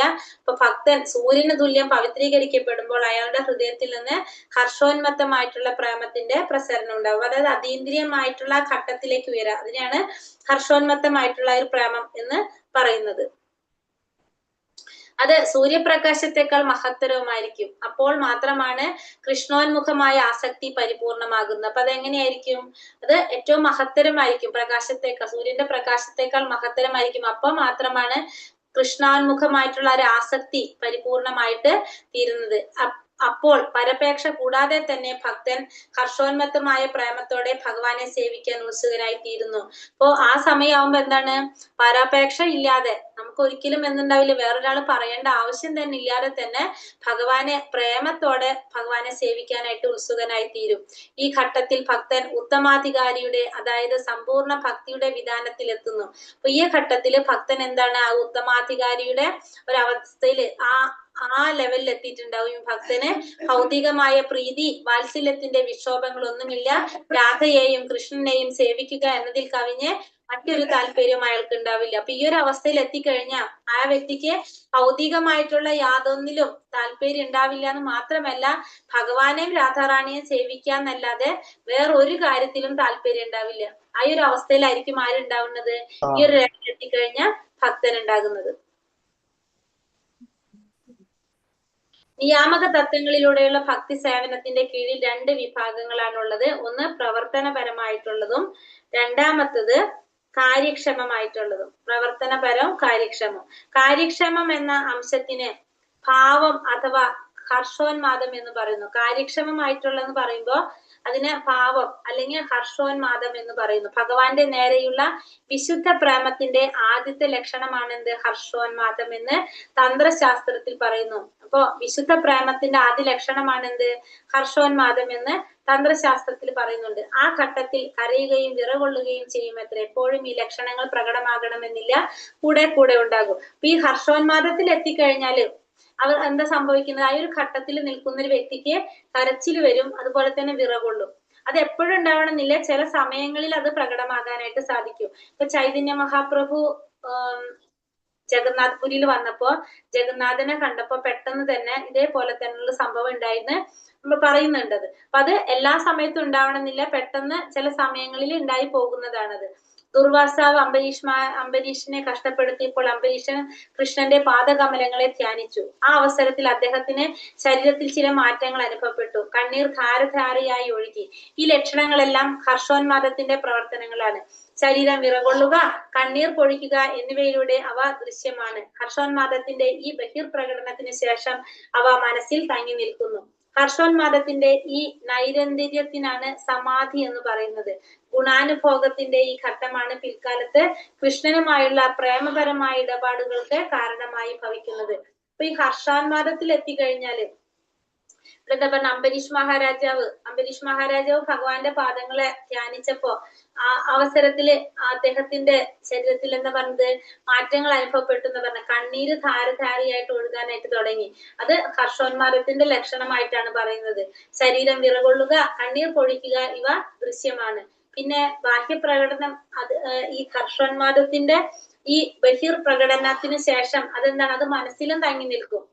ഈ ഹർഷോന്മാദത്തിന്റെ ഈ നൈരന്തര്യത്തിന്, അതായത് സമാധി, നമുക്ക് ലാസ്റ്റ് അതിലെന്ന് പറയാം, നമുക്ക് സമാധി എന്ന് പറയാം. നമ്മൾ അഷ്ടാംഗ യോഗയിലൂടെ പറയുന്നുണ്ട് അല്ലെ ലാസ്റ്റ്. അതായത് നമുക്ക് വേറെ ഒന്നും ഇല്ലാത്തൊരവസ്ഥ, അതായത് ഭഗവാൻ അല്ലാതെ വേറെ ഒന്നിനെ കുറിച്ചും ചിന്തിക്കാത്തൊരവസ്ഥയാണ് സമാധി. ആ ഒരു ലെവലിലേക്ക് എത്തും നമുക്ക് പറയാം. അപ്പൊ ഹർഷോന്മാദത്തിന്റെ ഈ നൈരന്തര്യത്തിനാണ് നമ്മൾ എന്ത് പറയുന്നത്? സമാധി എന്ന് പറയുന്നത്. ഗുണാനുഭോഗത്തിന്റെ ഈ ഘട്ടമാണ് പിൽക്കാലത്ത് കൃഷ്ണനുമായുള്ള പ്രേമപരമായ ഇടപാടുകൾക്ക് കാരണമായിട്ട് ഭവിക്കുന്നത്. അപ്പോ ഈ ഒരു സ്റ്റേജ് അല്ലെങ്കിൽ ഈ ഒരു ഘട്ടം, അതാണ് പിൽക്കാലത്ത് എന്ന് പറയുന്നത് പ്രേമപരമായ ഇടപാടുകൾക്ക് കാരണമായിട്ട് ഭവിക്കുന്നത് ഭഗവാനുമായിട്ടുള്ള. അപ്പൊ ഇതിന്റെ ലാസ്റ്റ് ഹർഷോന്മാദത്തിന്റെ ഒരു സ്റ്റേജ് നമുക്ക് എന്തെന്ന് പറയാം, സമാധി എന്ന് പറയാനായിട്ട് സാധിക്കും. സമാധി എന്ന് പറയാം. അപ്പൊ സമാധിയിൽ എത്തുമ്പോഴും നമുക്കറിയാം, സമാധി എന്ന് പറഞ്ഞ എന്താണ്, ആ ഭക്തന് വേറെ ഒന്നുമില്ല, ഭഗവാൻ അല്ലാതെ വേറെ ഒന്നും കാണുന്നില്ല. കണ്ണടച്ചാലും തുറന്നാലും എല്ലാവരും ആരെ കാണാൻ സാധിക്കുക, ഭഗവാനെ കാണാനായിട്ടാണ് സാധിക്കുന്നത്. അതീന്ദ്രിയമായ ആനന്ദം അനുഭവിക്കുന്ന ഒരു അവസ്ഥയാണ് സമാധി എന്ന് പറയുന്നത്. അത് തന്നെയാണ് എന്ത് പറയുന്നത്, ഈ ഹർഷോന്മാദത്തിലും പറയുന്നത്. അപ്പൊ കൃഷ്ണനുമായിട്ടുള്ള പ്രേമപരമായ ഇടപാടുകൾക്ക് കാരണമായി ഭവിക്കുന്നത് ഈ ഒരു ഘട്ടത്തില് ആണ് പറയാ നമുക്ക്. ഭക്തിയുടെ സേവനത്തിന്റെ നിയാമക തത്വങ്ങൾ അനുസരിച്ച് പ്രവർത്തിച്ച് ഹർഷോന്മത്തമായ പ്രേമത്തിന്റെ ഘട്ടത്തിലെത്തിയതിന് ഉദാഹരണമാണ് ശ്രീമദ് ഭാഗവതത്തിൽ വ്യാസദേവനോട് പറയുന്ന നാരദന്റെ ജീവിതകഥ. താന്റെ പൂർവ്വജന്മവും താൻ എങ്ങനെ ഹർഷോന്മത്തമായ പ്രേമത്തിന്റെ ഘട്ടത്തിലെത്തിയെന്നും നാരദൻ വിസ്തരിക്കുന്നുണ്ട്. വലിയ ഭക്തന്മാരെ സേവിക്കുന്നതിൽ നിരതനായിരുന്ന അദ്ദേഹം അവരുടെ പ്രവചനങ്ങളെ ഗീതങ്ങളും പ്രവചനങ്ങളും കേൾക്കുന്നതിൽ ഉത്സാഹം കാണിച്ചു. ഇപ്പൊ ഭക്തിയുടെ സേവനത്തിന്റെ നിയാമക തത്വങ്ങൾ അനുസരിച്ച് പ്രവർത്തിക്കുന്ന ഹർഷോന്മത്തമായിട്ടുള്ള പ്രേമത്തിന്റെ ഘട്ടത്തിലെത്തിയ ഉദാഹരണമാണ് ആര്, വ്യാസ മഹർഷിയോട് പറയുന്ന നാരദ മഹർഷിയുടെ പൂർവ്വജന്മത്തിന്റെ കഥ. ആ പൂർവ്വജന്മത്തില് താൻ എങ്ങനെയാണ് ഹർഷോന്മത്തനായിട്ട് ആ പ്രേമത്തിന്റെ ഘട്ടത്തിൽ എത്തിയതെന്ന് നാരദ മഹർഷി പറയുന്നുണ്ട് അല്ലെ. ഇപ്പൊ നമ്മൾ പഠിച്ചുകൊണ്ടിരിക്കുന്ന അധ്യായത്തില് 5-ാമത്തെ 6-ാമത്തെ അധ്യായങ്ങളിലൊക്കെ അതിനെ കുറിച്ചാണ് ഇപ്പൊ പറഞ്ഞുകൊണ്ടിരിക്കുന്നത്. അങ്ങനെ വലിയ ഭക്തന്മാരെ സേവിക്കുന്നതിൽ നിരതനായിരുന്ന അദ്ദേഹം അവരുടെ പ്രവചനങ്ങളും ഗീതങ്ങളും കേൾക്കുന്നതിൽ ഉത്സാഹം കാണിച്ചു. അങ്ങനെ ചാതുർമാസത്തിൽ വന്ന 4 ഭക്തന്മാര് ഭഗവാന്റെ അതീന്ദ്രിയ സേവകരെ സേവിച്ചതിന്റെ ഫലമായിട്ട് അവരുടെ പ്രവചനങ്ങളും ഗീതങ്ങളും കേൾക്കുന്നതിൽ അദ്ദേഹം ഉത്സാഹം കാണിച്ചു. ഭക്തിയുടെ സേവനത്തിന്റെ നിയാമക തത്വങ്ങൾ അനുസരിച്ച് പ്രവർത്തിച്ച് ഹർഷോന്മത്തമായ പ്രേമത്തിന്റെ ഘട്ടത്തിലെത്തിയതിന് ഉദാഹരണമാണ് ഇതല്ല ഇപ്പൊ തന്നെ വായിച്ചത്. അതെ, ഉത്സാഹം കാണിച്ചു. ഭക്തന്മാരുടെ മുഖത്ത് നിന്ന് ഭഗവാന്റെ ലീലാവിലാസങ്ങളെ കുറിച്ച് അറിയാനും പാടി കേൾക്കാനും അവസരം ലഭിച്ചതിനാൽ ക്രമേണ അദ്ദേഹത്തിന് ആന്തരികമായി കൃഷ്ണന്റെ നേരെ ഹർഷോന്മത്തമായ പ്രേമം വികസിച്ചു വന്നു. അപ്പൊ ഇവിടെ എന്താ പറഞ്ഞത്, അങ്ങനെ ഭക്തന്മാരുടെ മുഖത്ത് നിന്ന് ഭഗവാന്റെ ലീലാവിലാസങ്ങളൊക്കെ കേൾക്കാനും അറിയാനുമുള്ള അവസരം കിട്ടിയപ്പോ അതിന്റെ ഫലമായിട്ട് എന്താണ്, അദ്ദേഹത്തിന് ആന്തരികമായിട്ട് കൃഷ്ണന്റെ നേരെ ആ ഹർഷോന്മത്തമായ പ്രേമം വികസിച്ചു. അതായത് ശുദ്ധ ഭക്തന്റെ സാന്നിധ്യം കൊണ്ട് എന്ത് മാറ്റമാണ്, പരിവർത്തനം സംഭവിക്കുകയാണ് ചെയ്യുന്നത്. ആർക്ക്, നാരദ മഹർഷിക്ക്. ഹർഷോന്മത്തമായ ഈ പ്രേമം കൃഷ്ണോന്മുഖമായ വിശുദ്ധ പ്രേമത്തിന് മുമ്പുണ്ടായതാണ്. ഇതേപ്പറ്റി നാരദ മഹർഷി ഭാഗവതം 1:5-28 ഇങ്ങനെ പറയുന്നു: ആദ്യം വർഷകാലത്ത് മഹർഷിമാരുമായുള്ള സമ്പർക്കത്തിൽ എന്റെ ദിവസങ്ങൾ കടന്നുപോയി. എന്നും രാവിലെ അവർ പാടുന്നതും ഹരേ കൃഷ്ണ മന്ത്രം ജപിക്കുന്നതും ഞാൻ കേട്ടിരുന്നു. അങ്ങനെ എന്റെ ഹൃദയം പവിത്രീകരിക്കപ്പെട്ടു. തികഞ്ഞ ശ്രദ്ധയോടെ അവർ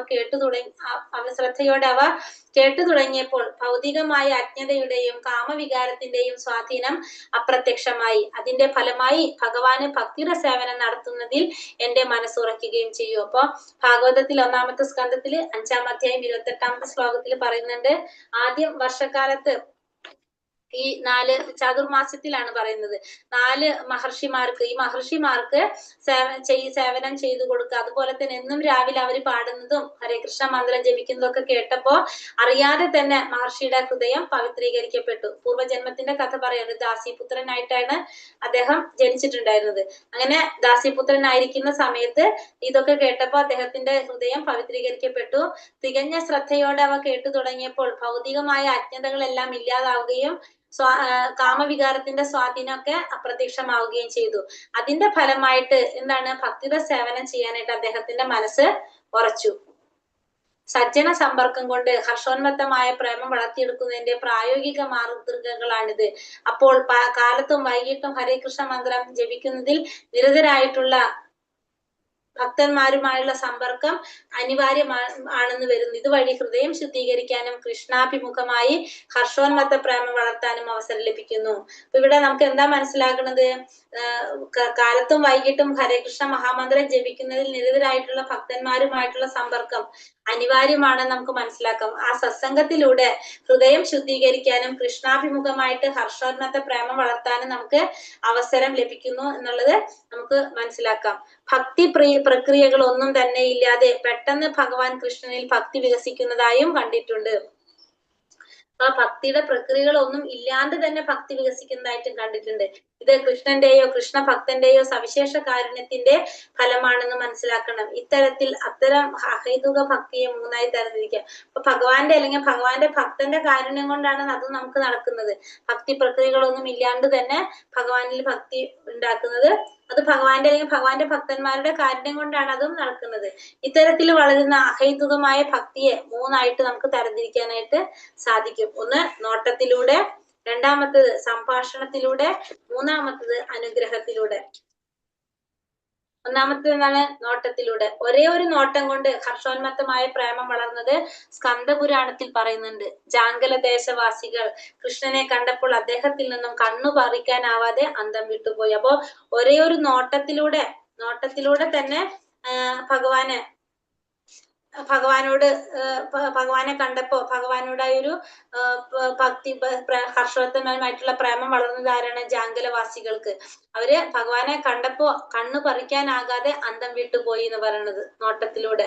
ഈ സംഭാഷണം കൊണ്ട് മാത്രം ഹർഷോന്മത്തമായ പ്രേമം വളർന്നതിന് നാരദീയ പുരാണം പറയുന്നത് കൃഷ്ണൻ നാരദനോട് പറയുന്നു, ബ്രാഹ്മണോത്തം സമേ അതീന്ദ്രിയമായ പരമാനന്ദം നിറഞ്ഞതും സർവമംഗളകരവുമായ കലർപ്പറ്റ ഭക്തിയുടെ സേവനം വളരാൻ ഞാൻ അങ്ങനെ അനുഗ്രഹിക്കുന്നു.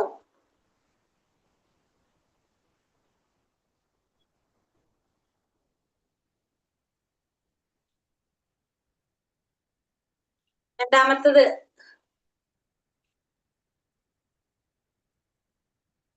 ഒന്ന് വായിച്ചോക്കട്ടെ. ഹൃദയപൂർവ്വമുള്ള ആശംസയുടെ കഥ സുഖസംഹിതയിലും ഇത് ഏതാ പറയുന്നത്? നാരദനോട് ഭഗവാൻ കൃഷ്ണൻ നാരദ മഹർഷിയോട് പറയുന്നതാണ് അല്ലെ.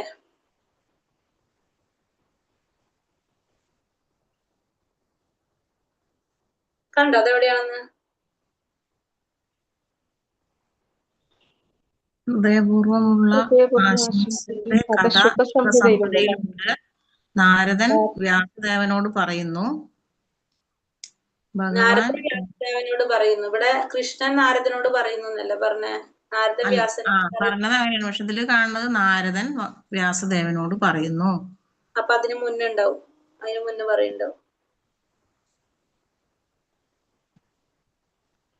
കൃഷ്ണൻ നാരദനോട് പറയുന്ന ആദ്യത്തെ ഇതില് വെറും സംഭാഷണം കൊണ്ട് മാത്രം ഹർഷോന്മത്തമായ പ്രേമം വളരുന്നതിനെ കുറിച്ച് നാരദീയ പുരാണം പറയുന്നുണ്ട്. കൃഷ്ണൻ നാരദനോട് പറയുന്നു, ബ്രാഹ്മണോത്തം സമേ അതീന്ദ്രിയമായ പരമാനന്ദം നിറഞ്ഞത് സർവമംഗളദായകവുമായ കലർപ്പറ്റ ഭക്തി സേവനം വളരാൻ ഞാൻ അങ്ങേ അനുഗ്രഹിക്കുന്നു എന്ന് കൃഷ്ണൻ നാരദനോട് പറയുന്ന ഭാഗവതം.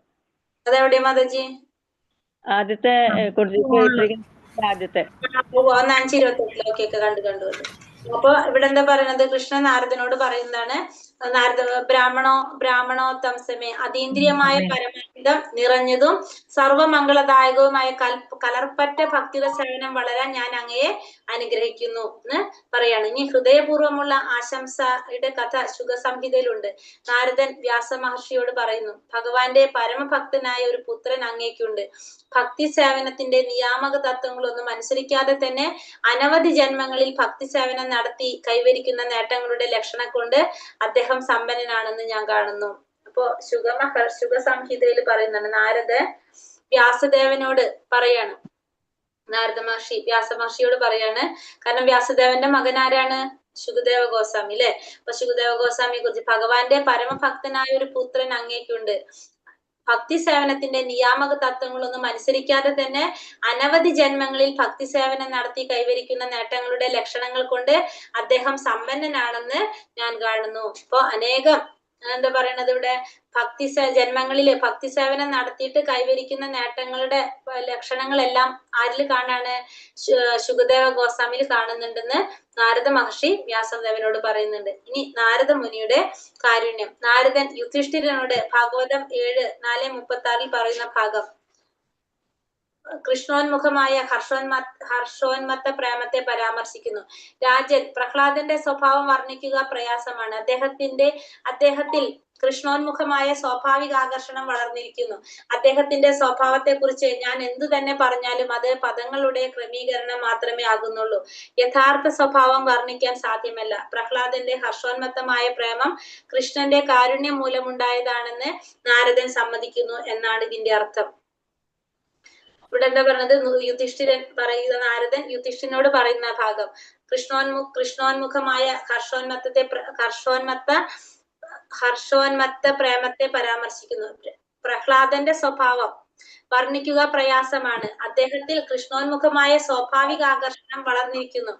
പ്രഹ്ലാദകുമാരില് സ്വാഭാവികമായിട്ട് ഭഗവാനിൽ ആകർഷണം ഉണ്ടായിരിക്കുകയാണ്. അദ്ദേഹത്തിന്റെ സ്വഭാവത്തെ കുറിച്ച് ഞാൻ എന്തു തന്നെ പറഞ്ഞാലും അത് പദങ്ങളുടെ ക്രമീകരണം മാത്രമേ ആകുന്നുള്ളൂ. അപ്പൊ പ്രഹ്ലാദനെ കുറിച്ച് എന്ത് പറഞ്ഞാലും അത് ആ പദങ്ങളുടെ ക്രമീകരണം മാത്രമേ ആകുന്നുള്ളൂ. അത് എത്ര പറഞ്ഞാലും കുറവാകും. അത് യഥാർത്ഥ സ്വഭാവം വർണ്ണിക്കാൻ ഒരിക്കലും സാധ്യമല്ല. പ്രഹ്ലാദന്റെ ഹർഷോന്മത്തമായ പ്രേമം കൃഷ്ണന്റെ കാരുണ്യം മൂലമുണ്ടായതാണെന്ന് നാരദൻ സമ്മതിക്കുന്നു എന്നതാണ് ഇതിന്റെ അർത്ഥം. അപ്പൊ അത് ഭഗവാന്റെ കാരുണ്യം കൊണ്ടാണ് പ്രഹ്ലാദകുമാരന്റെ ആ പ്രേമം ഭഗവാനോടുള്ള അതുണ്ടായതെന്ന് നാരദൻ സമ്മതിക്കുകയാണ്.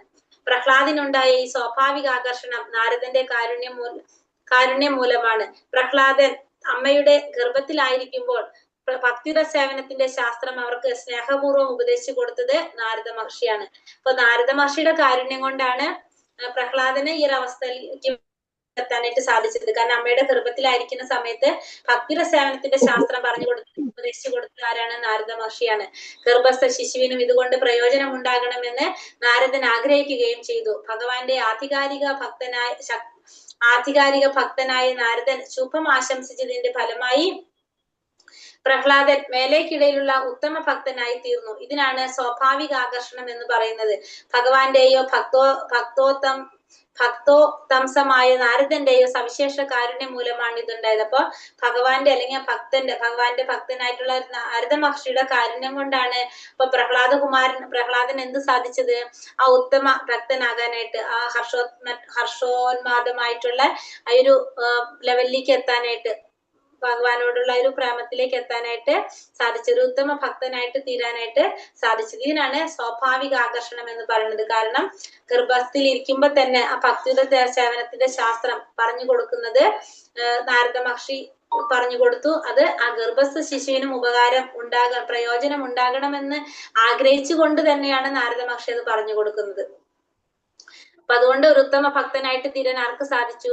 പ്രഹ്ലാദകുമാരന് സാധിച്ചു. ഇനി സ്കന്ദപുരാണത്തില് പർവൻ എന്ന മുനി നാരദനോട് പറയുന്നുണ്ട്, പ്രിയപ്പെട്ട നാരദരെ, അങ്ങയുടെ ആശംസ ഒന്നുകൊണ്ട് മാത്രം അധകൃത വർഗത്തിൽ ജനിച്ച വേടൻ പോലും മഹാനായെന്ന് മാത്രമല്ല ഉന്നത ശ്രേണിയിലുള്ള കൃഷ്ണഭക്തനുമായി തീരുന്നു. പുണ്യാത്മാക്കളിൽ വെച്ച് അത്രയ്ക്ക് വലിയ മഹാനും ഗംഭീരനുമാണ് അങ്ങ്. പിന്നെ അത് മാത്രമല്ല, നാരദ മഹർഷിയുടെ അനുഗ്രഹം കൊണ്ടാണ്, നമുക്കറിയാവുന്നതാണ് അല്ലെ, ആരാണ്? അധകൃത വർഗത്തിൽ ജനിച്ച വേടൻ പോലും മഹാനായിട്ട് മാറിയിട്ടുള്ള കഥ. രത്നാകരനും പിന്നെ അതുപോലെ തന്നെ വേറെ ആരാണ്? വേറെ ആരും ഉണ്ടല്ലോ, നാരദ മഹർഷിയുടെ അനുഗ്രഹം കൊണ്ട് ഭക്തനായിട്ട് മാറുന്ന, കൃഷ്ണഭക്തനായി തീർന്നിട്ടുള്ളത്. അങ്ങനെ പുണ്യാത്മാക്കളിൽ വെച്ച് ഏറ്റവും മഹാനും ഗംഭീരനുമാണ് ആര്? നാരദ മഹർഷി എന്നിവിടെ സ്കന്ദപുരാണത്തില് പാർവമുനി നാരദനോട് പറയുന്നതാണ്. ഹരേ കൃഷ്ണ കൃഷ്ണ കൃഷ്ണ ഹരേ ഹരേ, ഹരേ രാമ രാമ രാമ ഹരേ ഹരേ, വഞ്ചകൽപതരൂപേശ്ച കൃപാ സിന്ധോഭ്യവച പതിതാനാം പാവനേഭ്യോ വൈഷ്ണവേഭ്യോ നമോ നമഃ. അനന്തകോടി വൈഷ്ണവൃന്ദി की जय, श्रील प्रभुपाद की जय, गुरुदेव की जय, निताय गौर प्रेमानंदे, हरि हरि बोल. हरे कृष्ण.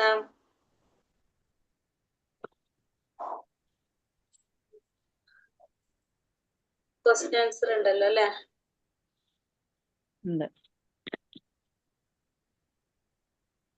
രാഗാനുഗ ഭക്തന്മാർ എന്നാൽ എന്ത്? എന്നാൽ ആരാണ്? ആരാണ് രാഗാനുഗ ഭക്തന്മാര്? ഭഗവാന്റെ നിത്യഭക്തരായ വൃഷ്ണികളുടെയും വൃന്ദാവനവാസികളുടെയും കാലടികളെ പിന്തുടരാൻ ആഗ്രഹിക്കുന്നവരെ രാഗാനുഗ ഭക്തന്മാർ എന്ന് പറയും. അനർത്ഥ നിവർത്തി എന്നാൽ എന്താണ് അർത്ഥാക്കുന്നത്? എല്ലാവിധ മാലിന്യങ്ങളിൽ നിന്നും മുക്തി നേടുന്നതിനെ അതിനെ അർത്ഥാക്കുന്നത്. സിദ്ധപ്രണാളി എന്ന പ്രക്രിയ എന്താണെന്ന് വിശദമാക്കുക. സിദ്ധപ്രണാളി എന്ന് വെച്ചാൽ എന്താണ്? തനതായ മാർഗം സ്വീകരിച്ചിട്ടുള്ളവരുമായ ഭഗവാന്റെ ചങ്ങാതിമാരായി കഴിഞ്ഞുവെന്ന് സ്വയം ഭാവിക്കും. ബാഹ്യമായ പെരുമാറ്റം നിയാമക തത്വങ്ങൾക്ക് വിധേയമായിരിക്കില്ല. എഴുതിയിട്ടുള്ളൂ. അല്ലാത്തതും ഭക്തിയുടെ സേവനത്തില് തനതായ മാർഗം സ്വീകരിച്ചിട്ടുള്ള ഒരു വിഭാഗം പിന്തുടരുന്ന പദ്ധതിയാണ് എന്ത്? സിദ്ധപ്രണാളി എന്ന് പറയുന്നത്. അത് അവരുടെ ഇഷ്ടത്തിന് ചെയ്യുന്നതാണ്, അല്ലാതെ എന്തല്ല, ശരിയായിട്ടുള്ള ഇതല്ല. പിന്നെ ദണ്ഡകാരുണ്യ വനപ്രദേശത്തിന്റെ പ്രത്യേകത എന്താണ്? അനേകം സന്യാസിമാർ ഉണ്ടായിരുന്നു. 14 വർഷത്തെ കാനനവാസം പിതാവ് വിധിച്ചതിനനുസരിച്ച് ശ്രീരാമൻ വസിച്ചിരുന്ന വനപ്രദേശത്തിന്റെ പേരായിരുന്നു ദണ്ഡകാരണ്യം. അല്ലെ? 14 വർഷത്തെ കാനനവാസം പിതാവ് ശ്രീരാമൻ വസിച്ചിരുന്ന വനപ്രദേശമാണ് ദണ്ഡകാരണ്യം. വ്രജഭൂമിയിൽ കൃഷ്ണന്റെ ഉറ്റ സുഹൃത്ത് സുബലൻ. സുബലൻ അല്ലേ? സുബലൻ. സുബലൻ. പുഷ്ടിമാർഗം എന്നാൽ എന്താണ് അർത്ഥാക്കുന്നത്? സ്വാത്മജോതിതമായ കൃഷ്ണപ്രേമം കൃഷ്ണന്റെയോ ഏതെങ്കിലും കൃഷ്ണഭക്തന്റെയോ സവിശേഷ കാരുണ്യം ഉണ്ടായാൽ മാത്രം ഉണ്ടാവുള്ളൂ. അതിന് ആ പ്രക്രിയക്കാണ് എന്ത് പറയുന്നത്? പുഷ്ടിമാർഗം എന്ന് പറയുന്നത്. ക്രമീകൃതമായ ഭക്ത സേവനം നടത്തുന്നതിലൂടെ ഒരാൾക്ക് എന്ത് സംഭവിക്കും? ക്രമീകൃതമായ സേവനം നടത്തുന്ന ഒരാൾക്ക് അതീന്ദ്രിയ ഘട്ടത്തിലേക്ക് ഉയർത്തപ്പെടും. ഭക്തി സേവനത്തിന്റെ കീഴിലുള്ള 2 വിഭാഗങ്ങൾ ഏതെല്ലാണ്? പ്രവർത്തനപരം, കാര്യക്ഷമം, പ്രവർത്തനപരം. ഭാഗവതം 1-ാം സ്കന്ധം 5-ാം അധ്യായം 28-ാം ശ്ലോകത്തിലെ നാരദൻ എന്താ പറയുന്നത്? നാരദ മഹർഷി പറയുന്നത് എന്താണ്? വർഷകാലത്ത് മഹർഷിമാർക്ക് സേവനം ചെയ്തു കൊടുത്തും എന്ന് ഞാനത് എത്ര എഴുതിയിട്ടില്ല. എന്നും രാവിലെ അവർ പാടുന്നതും ഹരേകൃഷ്ണ മഹാമന്ത്രം ജപിക്കുന്നതും ഞാൻ കേട്ടിരുന്നു. അതുകൊണ്ട് അത് കേട്ടപ്പോ എന്ത് സംഭവിച്ചു? ശ്രവണം കൊണ്ട് അദ്ദേഹത്തിന്റെ ഹൃദയം പവിത്രീകരിക്കപ്പെട്ടു. ശ്രദ്ധയോടെ കേട്ടു തുടങ്ങിയപ്പോൾ ഭൗതികമായിട്ടുള്ള അജ്ഞത, കാമവികാരം അതൊക്കെ ഇല്ലാതായി. അതിന്റെ ഫലമായിട്ട് ഭക്തിയുത സേവനം ചെയ്യാനായിട്ട് മനസ്സുറച്ചു എന്നാണ് പറയുന്നത്. അത്രയാണ് അതിൽ പറയുന്നത്. അപ്പൊ ആ ഭക്തിയുത സേവനം